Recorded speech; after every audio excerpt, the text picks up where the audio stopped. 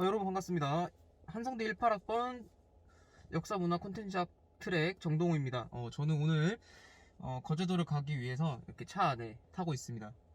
오늘 제가 여러분들께 소개해드릴 건 문화유적지이고, 그 문화유적지에 가기 위해서 한번 저와 같이 출발해 보도록 하시죠.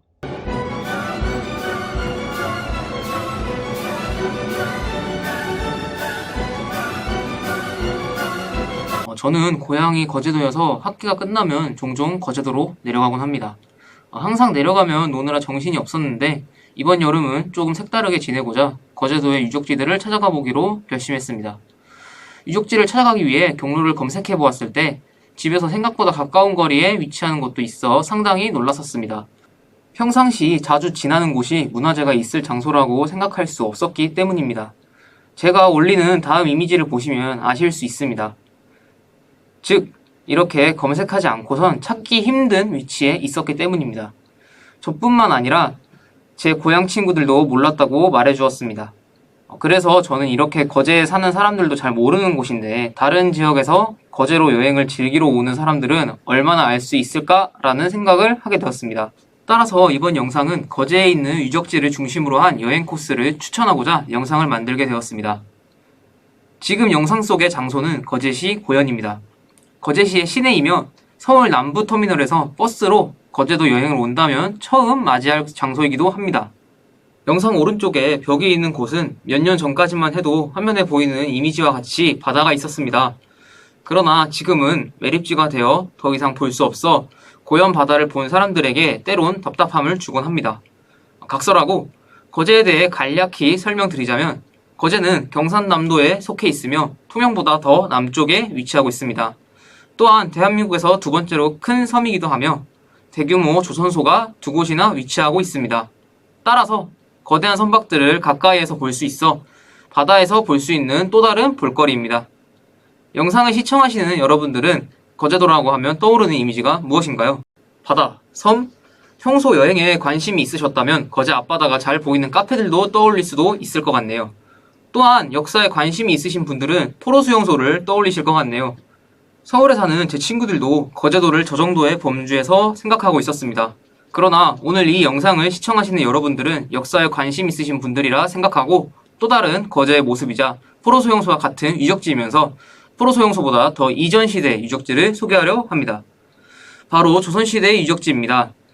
거제의 역사에도 당연히 조선의 발자취가 남아있다는 것을 여러분들도 잘 아실 거라 생각합니다. 따라서 이번 영상의 시대적 배경은 조선이 되겠습니다. 자, 단순히 유적지만 소개한다면 재미없으니 여행 코스를 살짝 소개하고자 합니다. 여행 코스는 고현성, 장목진 객사, 거제현 관할을 중심으로 가는 코스를 추천드립니다. 추천드린 코스는 하루 만에 갔다 오기 충분한 코스라고 생각합니다. 거제도에서 여행을 시작한다면 이곳에서부터 여행을 시작하는 것을 추천드립니다. 바로 학동 해수욕장과 농소 해수욕장입니다. 학동과 농소는 돌이 특이한 해수욕장인데요. 이런 식으로 돌의 끝면이 뾰족하지 않고 둥근 것을 확인할 수 있는데 이를 몽돌이라고 합니다. 사실 이 두 곳 중에 먼저 가야 할 곳은 없습니다.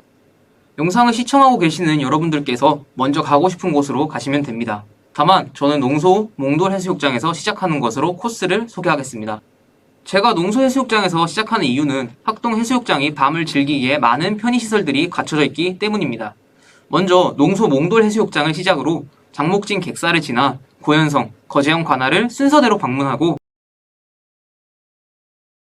마지막으로 학동 해수욕장에서 저녁바다의 아름다움을 즐기시면 될 것 같습니다. 코스를 간략히 설명했으니 코스 중간에 있는 문화유적지가 과거 어떤 곳이었는지 설명드리도록 하겠습니다. 먼저 장목진 객사입니다. 객사는 공무로 출장 온 관원이나 고을을 찾은 중요한 손님들이 묵는 숙소이며 임금을 상징하는 전패를 모신 공간이라고 합니다.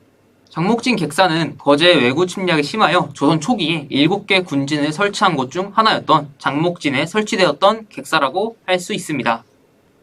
앞에서 설명한 것처럼 객사는 왕실의 권위를 상징하는 중요한 지방 공공시설 중 하나로 조선시대의 매우 중요한 건물 중에 하나였습니다.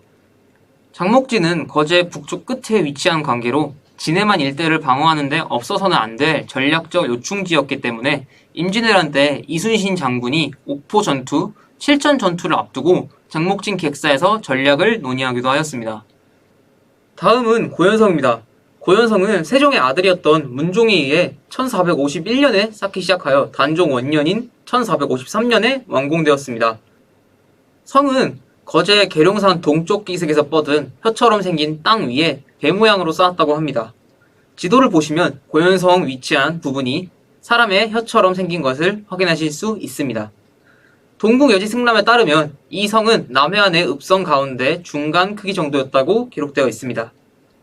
또한 고현성은 거제 관아가 현종 4년인 1663년에 거제면으로 옮기기 전까지는 거제 읍성 역할을 하기도 하였고, 관아가 거제면으로 옮겨진 이후에도 원형을 유지하였다고 합니다. 아이러니하게도 사람들을 지켜주던 고현성은 거제도 하면 떠오르는 대표적 유적지인 포로수용소 설치로 인해 급속도로 파괴되어 현재와 같은 모습으로 남아있게 되었습니다.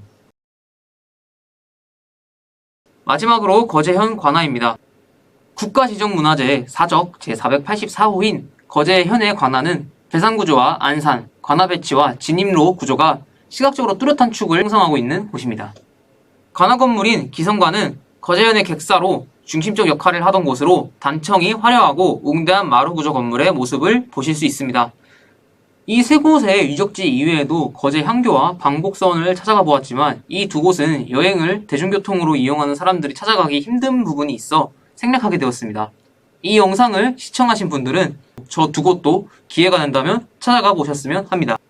자, 오늘 영상은 어떠셨나요? 저는 이 영상이 여러분께 유익했기를 바라면서 그만 인사드리도록 하겠습니다. 감사합니다.